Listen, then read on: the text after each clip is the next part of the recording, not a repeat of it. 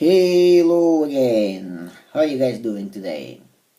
Okay, so now I have a learning tip for you guys. A learning tip for everyone who wants to become a hyper polyglot.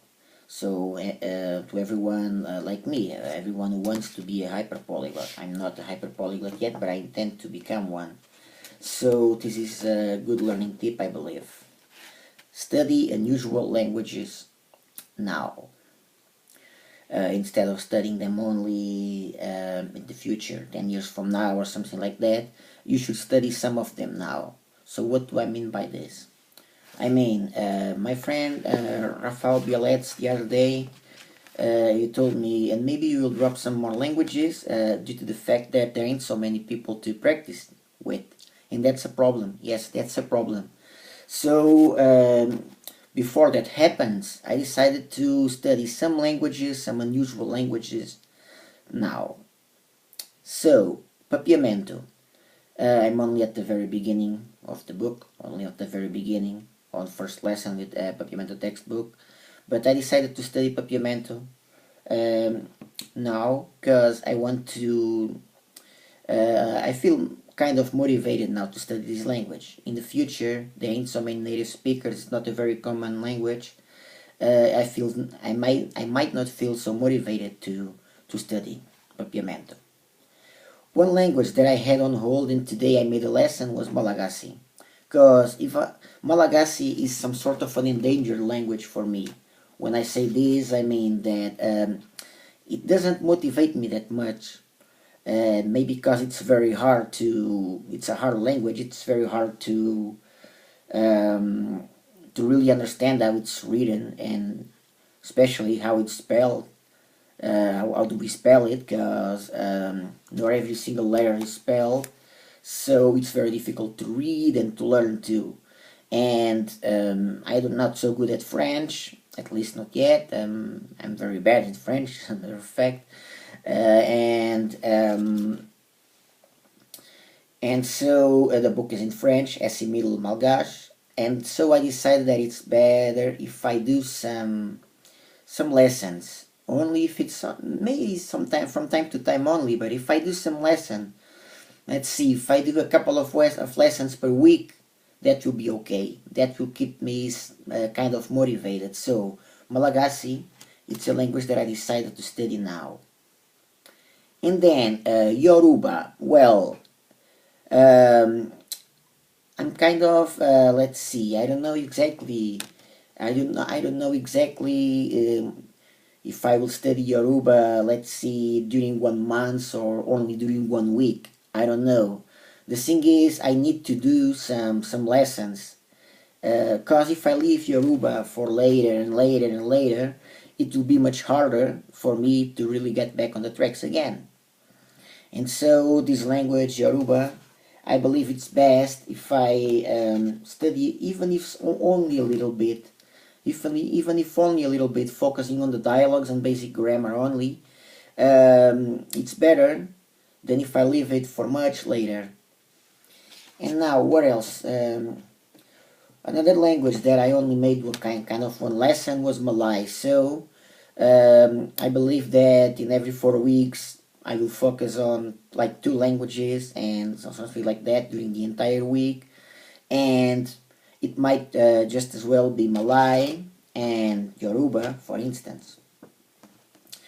And then there are other languages in here, like Latvian. I find Latvian a very interesting language and beautiful language. So now I'm studying it. Even if I don't finish studying it, let's see, I don't have to finish the entire course now. It's not that I have a gun pointed to my head, study, study, study. Now I'm studying Latvian and I'm feeling motivated. Maybe I will study, let's see, 1 hour, 1 hour and a half of Latvian, 4 days a week or something like that until the end of the month. And then maybe I'll stay 1 month or 2 months without studying Latvian and then I will go back on the tracks again. But I will definitely study Latvian. And then Swahili, I got this on hold, but I believe that it might be other language that I will, let's see, I will, in every 4 weeks, one of the languages that I will focus on. So, what else can I say here? other unusual languages that I might just study a little bit, much before than I thought that I would, much before than I thought that I really would. So I have, let's see, okay, I got a little bit lost. Navajo, I studied just a little bit of Navajo. So it will be one of those languages to focus on. Let's see, and I will try to, from time to time, I will try to make some short lessons of Navajo. Well, I need to come up with a strategy, but I will.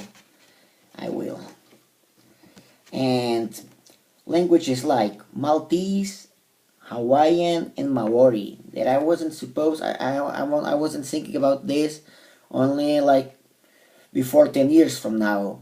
But I realized that languages like those languages, and Mongolian too, so Mongolian, Maltese, Hawaiian, and Maori, if I don't study those languages, I don't. It doesn't have to be along this year. It might be along next year. It's just better if I don't leave it only after 40, because by the time I reach 40, I don't know if I will be, if I will feel motivated to study those languages. Hawaiian, not even in Hawaii people speak this that much.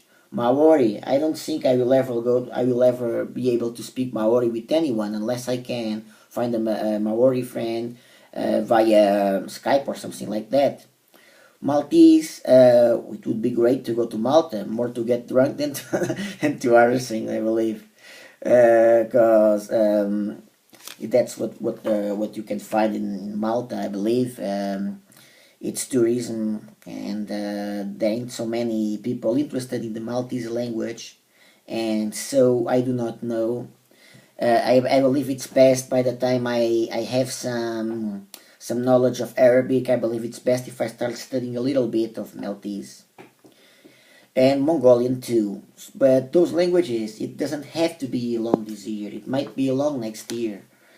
It might be along next year. But if I leave it for later, and believe me, if you leave those languages for later, you might feel demotivated, and then it will be much harder for you to get back on the tracks again. So this is a learning tip for everyone who wants to become a hyper polyglot. And this is what I wanted to say, and see you guys then.